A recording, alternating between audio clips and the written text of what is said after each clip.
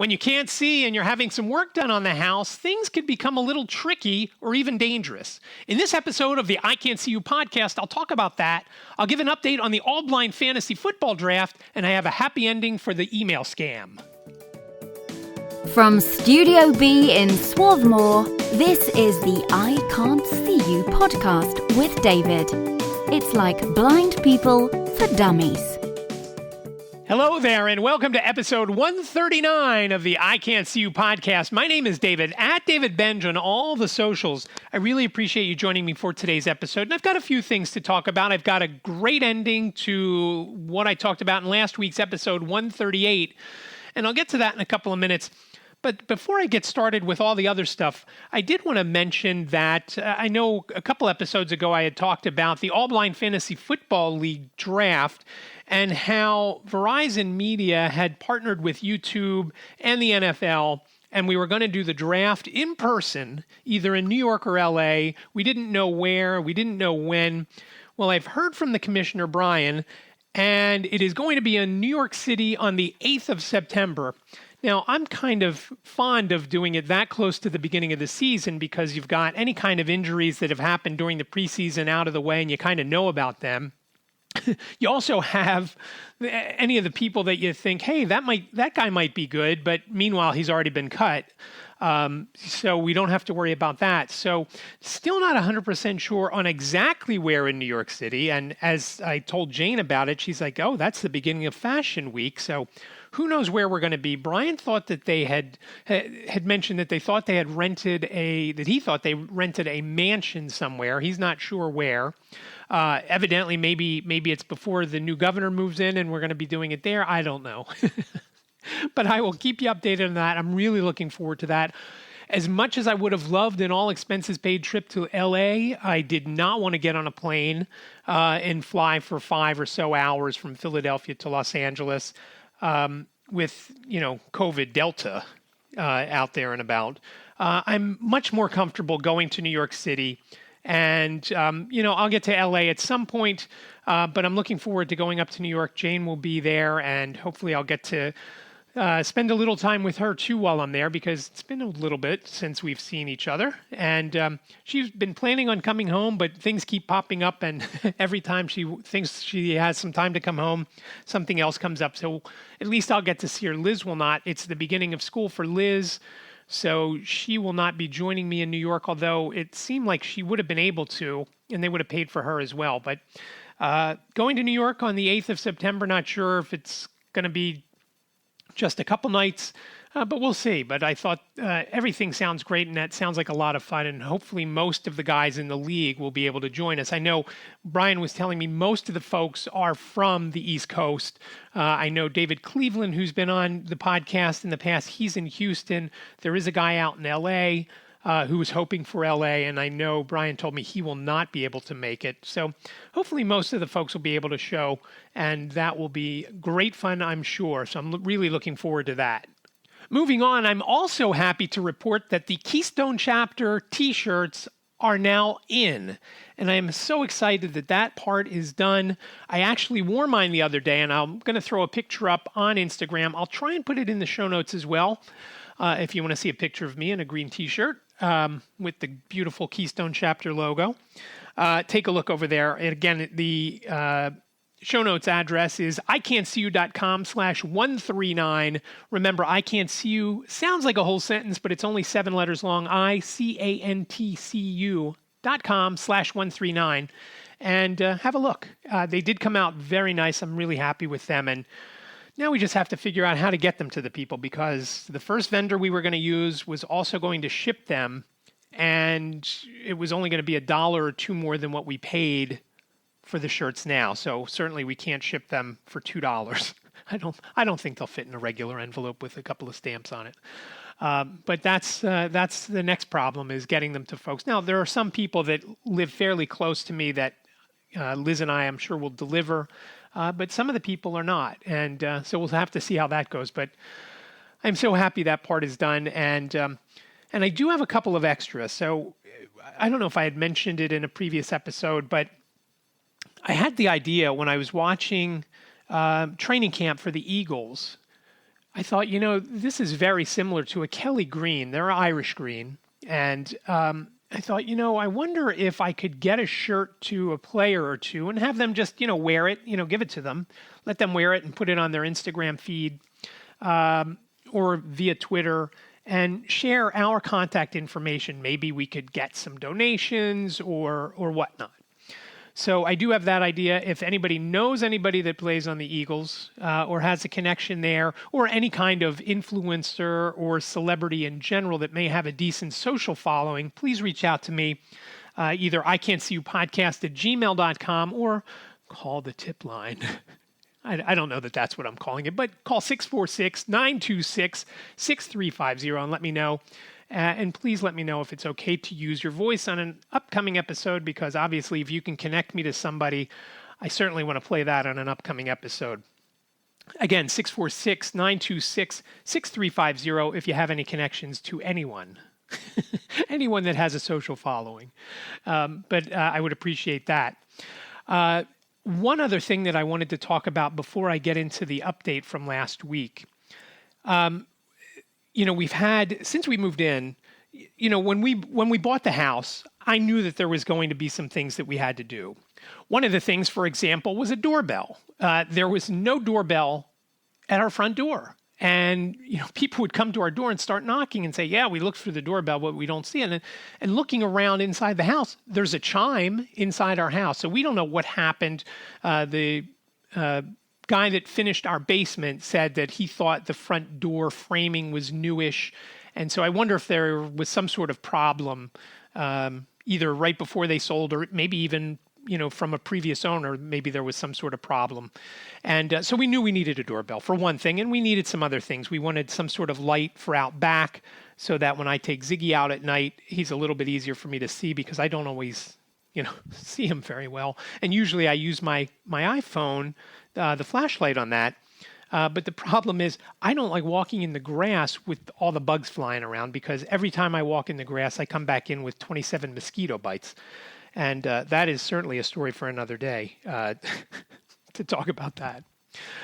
So, there were a few things. We needed some outlets. We needed an exhaust fan in our bathroom and stuff like that. So we got a price from a company.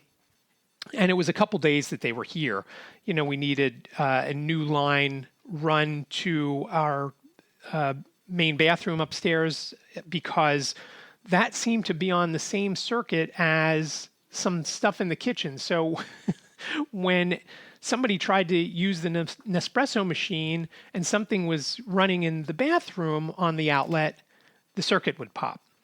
So we knew we needed all this stuff done. So it was a couple of days, which the first day wasn't as bad as the second, because, and when I say bad, just a whole bunch of things going on and trying to keep track of Ziggy.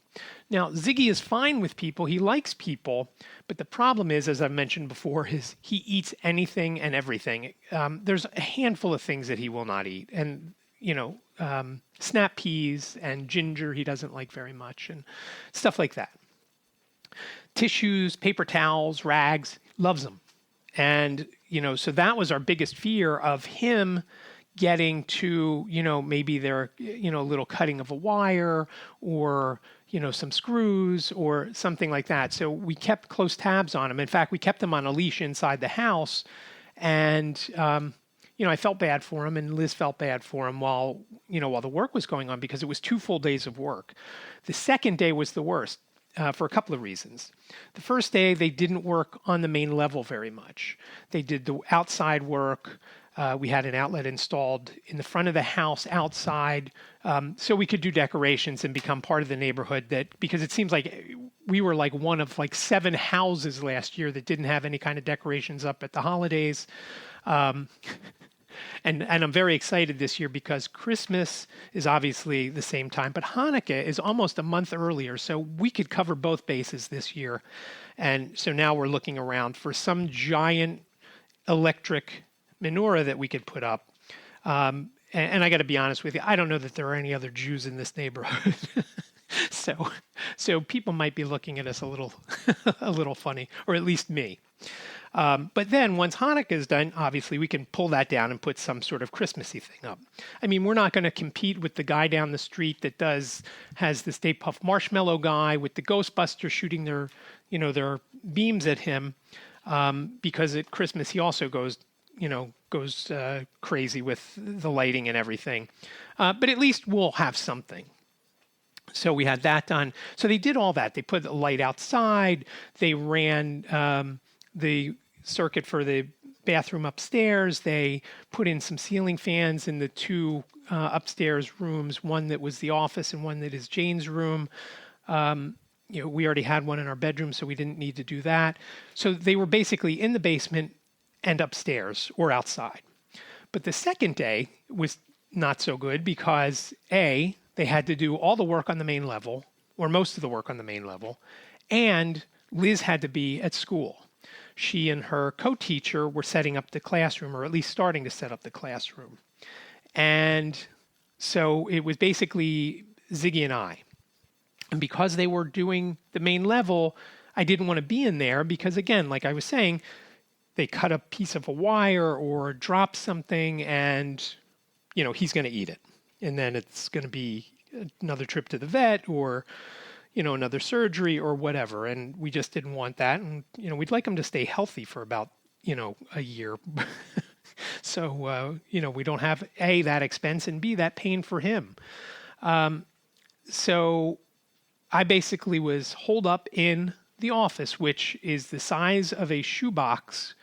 It's a good size for an office. I mean, it's certainly bigger than the office that I had over at the condo, which was, like I told you before, Studio C. It was named Studio C because it was literally a closet. This at least is around 7 feet by, 10 feet or something like that. Maybe not quite 10 feet. It's a good size for an office. I couldn't imagine. It's very similar to the size of the room that I grew up in when I lived at my parents' house when I was a kid. The one that I had was a little bit bigger than this, but layout was almost identical. Just, this one was just this here is just a little smaller. And that's why Jacob didn't have that as a bedroom or Jane have that as a bedroom because I don't even know if it would hold, a decent sized bed and some furniture. Clearly for a, like a baby's room, it would be fine with a crib and, a bureau or whatever. So we were holed up in there. And so whenever we had to, he had to eat or we had to go out to go to the bathroom, I had to bring him downstairs. And of course he was very excited because he wanted to, talk to the guys and, or not talk to the guys, play with the guys. He's very quiet. And I should, as I'm talking about talk, he is a very quiet dog. And the other day, Liz was vacuuming and he was in the house and he just went nuts and he's barking and barking. He probably barked more that 10 minutes that Liz was running the vacuum than he usually does in a week or two. He just doesn't bark and it's kind of funny.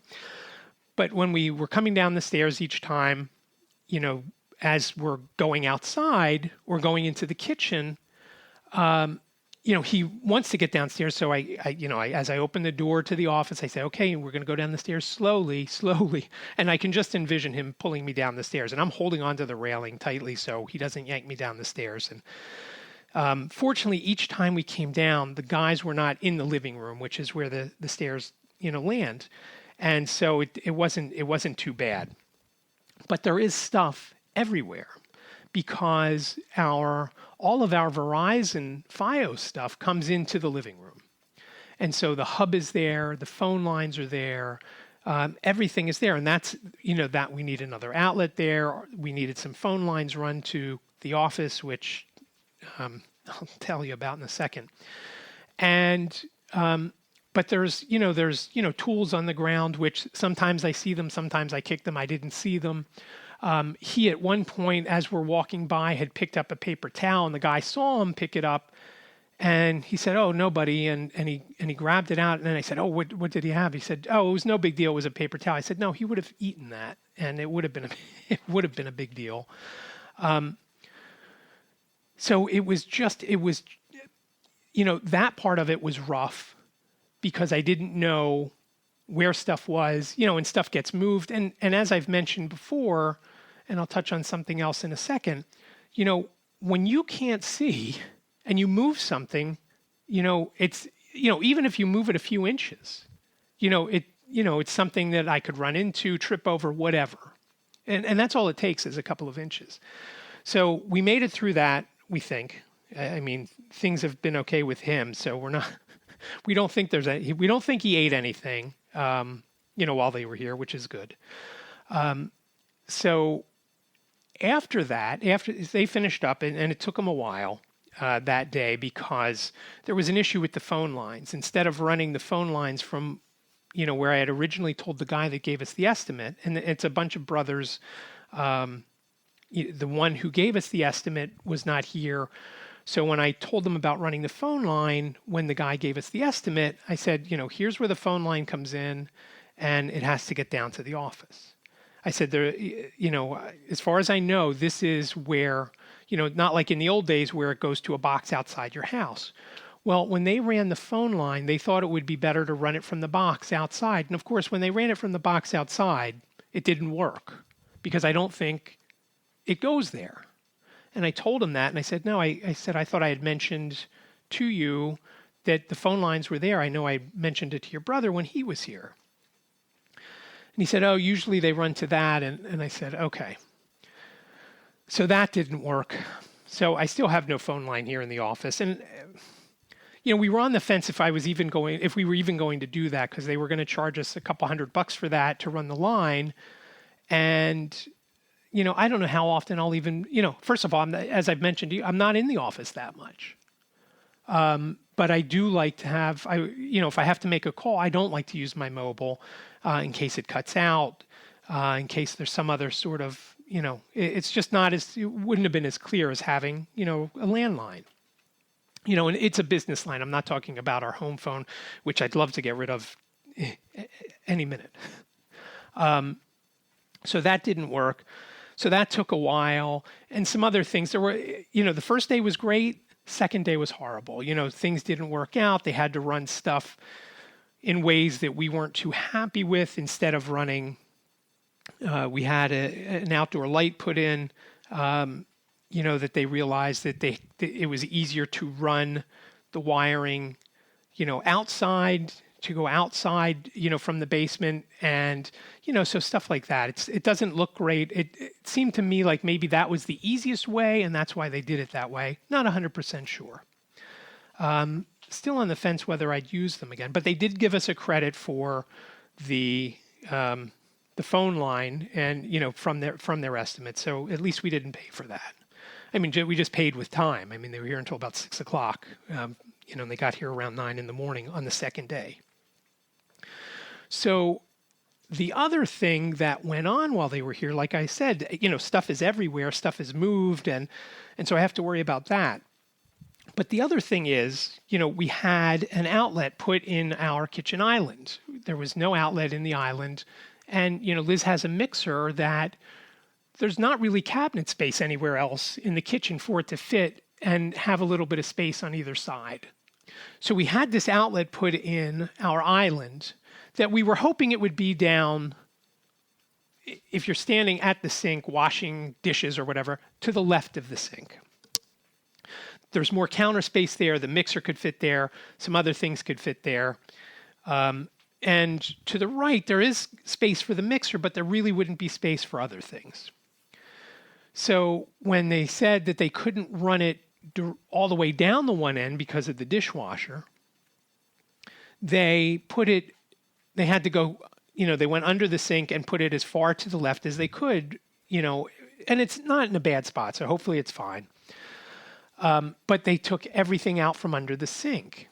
And again, another reason why we didn't want Ziggy running around, because we didn't want him to grab the sponge that we wash the dishes with and eat that. And because he did try to eat an SOS pad once, and we were able to pry it out of his mouth. And I'm sure that would have been fun to go to the vet for. So that night, Liz said to me, oh, we're going to have to, go back and rearrange the stuff under the sink.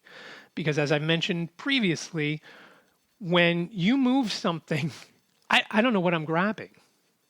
if somebody goes into our fridge and rearranges or puts something back in the wrong spot, it might as well not be in the fridge because I don't know where it is. And, I'll be standing there, for minute upon minute trying to find it using either Seeing AI or one of the other apps. And not, bottles aren't as easily read as, just a, piece of paper or whatnot. So to look at all the stuff under the sink and it's rearranged, I know we have, for example, Windex under there, and we have two different kinds of, dish soap and SOS pads and the pellets for the dishwasher.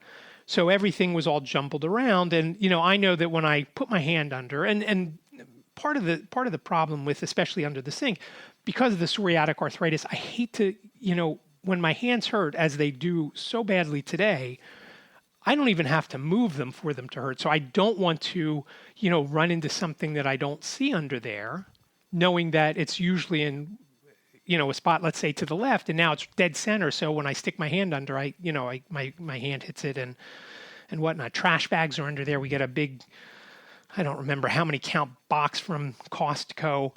And, and all the other things going on that day, Liz and I forgot to rearrange, put everything back in order. Now, fortunately, that night when I went to do the dishes, there weren't a lot of dishes. And I thought, let me take a couple of minutes and take out my phone and figure out what everything is if I couldn't figure it out. And I kind of got it back to where it was. So, but again, I don't want to wash the dishes with what I think is soap and it be something else. And fortunately, we use two different kinds of dish soap. Liz uses one when she, is, preparing something that may contaminate stuff that is an antibacterial. Normally, we don't use an antibacterial one just to wash the dishes. And that's probably the only thing that would have been an issue with that. We have granite countertops, so we have alcohol under there that I put a little on a paper towel and then put a lot of water on. I forget what the actual formula is if you're using a bucket. It's like 1 part alcohol, 5 parts water, or something like that. I basically use a couple of drops of alcohol and then just soak a paper towel and clean the counters. And so far, it seems to have worked. So, all that was going on. And, it's very disruptive. And it's tough for me. It makes it tough for me. And again, for anybody that can't see, they get what I'm saying because it's, you're used to something being someplace and you go and reach for it. And then all of a sudden, hey, where'd it go? So that was the story, with the electrician and with what could crop up with, all that's going on. So it's not, if you think about it, when you can see, okay, I see that bag of trash over there. I'm not going to let the dog go near there. Okay, I can see that stuff on the floor there. I'm not going to let him go over there. But I didn't see that stuff. And, fortunately, nothing bad happened with it, and we're good. The last thing I want to talk about, and again, I still have a couple other things that I didn't even get to last week, but I don't want to run too long like I usually do. I want to give an update for what I talked about in last week's episode. And you want to listen to that. That's episode 138. So ican'tseeyou.com/138. You can find the show notes and everything there. Just a quick recap. I was scammed out of about $4,790. It wasn't about $4,790. It was $4,790. Let's call it about $5,000. So the day that I recorded that episode was the day that I found out it was a scam and not real. And, it was late in the day. And, when I talked to a few people, we figured, okay, we've got to go to the police and we'll go from there and see what happens. Well, before we could go to the police, I wanted to print out all the email conversation that I had with this person who wasn't who they claimed they were from the National Federation of the Blind of Pennsylvania. And we don't have a printer. We have a printer, but we don't have toner because it's expensive to put the toner in, and the printer is old. We're not sure that it doesn't need a couple of other things at this point. We used it heavily when we had the business, for shipping labels and invoices and packing slips and whatnot. And now we don't. And, the toner is expensive. It's around $300 for its color. So it's about $300 for the toner. The drum is, I want to say, $180. And there's one other thing that it needs that's also well over $100. So when you add all that together, I thought, if we really need a printer, we'll just go and get a new printer. But when we need to print stuff, it's a pain. Liz usually ends up going to school and prints it out. And that's what she did. So we printed the stuff out early Friday morning and then went to the police on Friday. Right around lunchtime, a little before, I guess. So we met with Detective McGee of the Ridley Township Police Department, and, he took all our information, and, I went over everything. He said, okay, the next thing you need to do is go to the bank. I said, okay. It just so happens that the bank is right across the street from the police station. I guess that's a safe place for a bank to be, actually. And when we went there, we met with Laura. And Laura was very helpful. We filled out a form, and Jane had to do the same because, as I mentioned last week, when I had trouble sending the second two payments of the three, Jane was able to do it. I asked Jane to do it. Again, never suspecting that I was not talking to the person I thought I was talking to. And so she had to fill out the form. And again, she's in New York, so just so happens that literally half a block away is TD Bank from where she lives. So she went over there and took care of that. And on Tuesday, Jane messaged me or called me and said, hey, the money's back in my account. I said, it is? And I said, I knew I had gotten an email from Venmo saying that my account was frozen, but I got no notification from TD, which is the bank. So again, we were without internet service on Tuesday, and I guess I should have mentioned that was another part of the problem on Tuesday, besides Liz not being here and Ziggy and I cooped up in a little tiny room. So when we got the internet back, I came downstairs into Studio B and I checked, and sure enough, the money was back in my account as well. So we got made whole again. All $4,790 is back, and I have since transferred it from Jane's account where I had transferred it into to cover her Venmo. I transferred it out. And I guess I should have mentioned that to her so she doesn't think it's gone again. But, all week, every morning when I woke up, and I felt, I felt so sick about it that like I said last week, I never imagined that I could fall victim to something like that because it just seemed, legitimate and it sounded like the person who they claim to be. So whether they have seen emails from her or whatnot, it just, as I'm reading these emails, I'm thinking that I'm talking to her.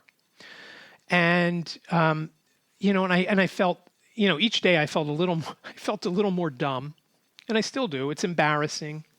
But again, I talked about it because I wanted folks to know that just because you think it can happen to you and that you're going to watch yourself, that it can. And I was playing back everything that went down. For example, when I looked at the email address, and I believe I checked out the email address, it might have been after the third payment was sent because I was responding to, again, this person I thought it was, and I was sending them confirmation that Jane had sent me, and I wanted to make sure. She has a couple of different email addresses over the course of the time that I've known her, so I wanted to make sure I was sending it to the correct one.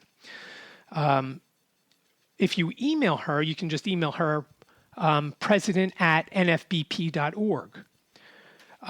If you're talking with her otherwise, you can just send it to her another Gmail account. Well, when I checked the email account, And the whole time that everything was going down, as I said last week, I wondered, did they prey on us because we're a blind organization, or just because it was an organization that they thought that, they could cast more lines for their phishing scam?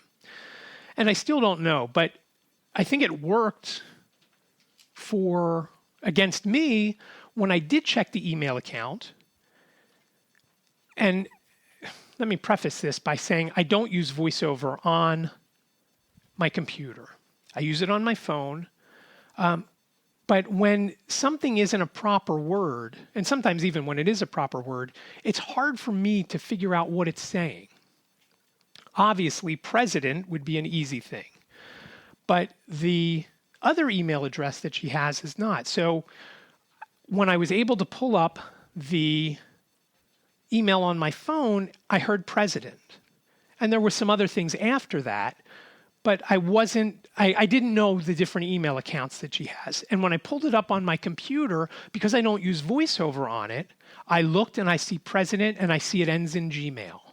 I had to read that because I can't highlight that the way it is easily to have it read to me by my computer. Again, because I don't use VoiceOver, I use text to speech. And it's very difficult. A lot of times if I try to highlight a link, it will I end up clicking on it, and then I have to close whatever I've opened and then start over and try again. So it sounded legitimate. And again, I think this was after the final payment was sent, so it didn't matter. Now, when we went to the bank, they said, I don't know, Laura, who was very, very nice and was very, very helpful. I never imagined when we left there, I never imagined that we would see that money again. I never imagined. The other thing that I had said to Liz after we found out it was a scam, and I said to her, I can't take money from the board. I said, we bust our asses to raise money for this organization. How could I take that kind of money from it? And when I messaged Lynn on Tuesday to tell her that the money was back in our accounts, she said, good, I was polling the board about, getting the money to you. And that would have made it very tricky for me. I don't know, as I said to Liz, when everything went down, I didn't want to take the money. It was my error, it wasn't their error. If they were covered for that kind of liability with insurance, that would have been a different story. I would have taken that. But to take the money directly from the NFB of Pennsylvania, I don't know that I would have. And again, we'll never know because it didn't get to that. It was not offered to me, and it was done before that came.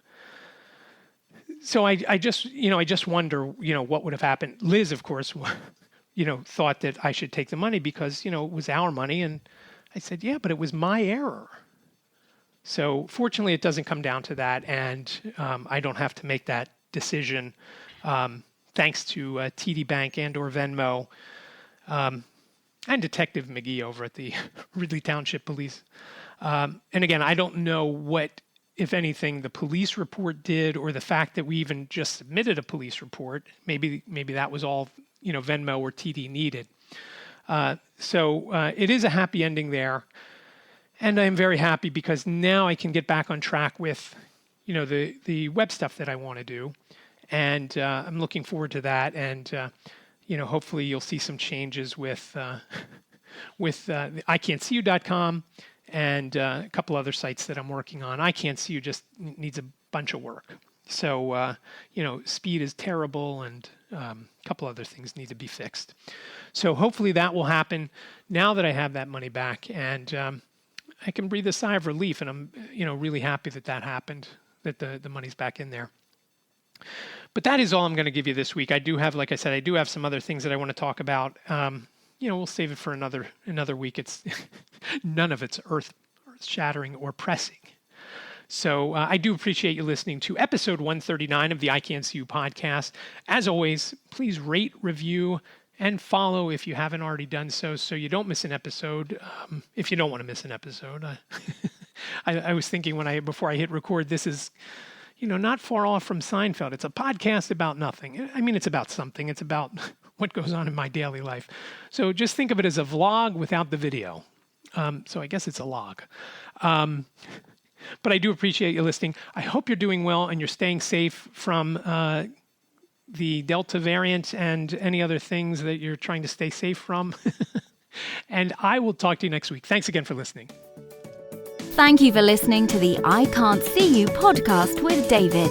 Please rate, review, and subscribe to the podcast wherever you listen.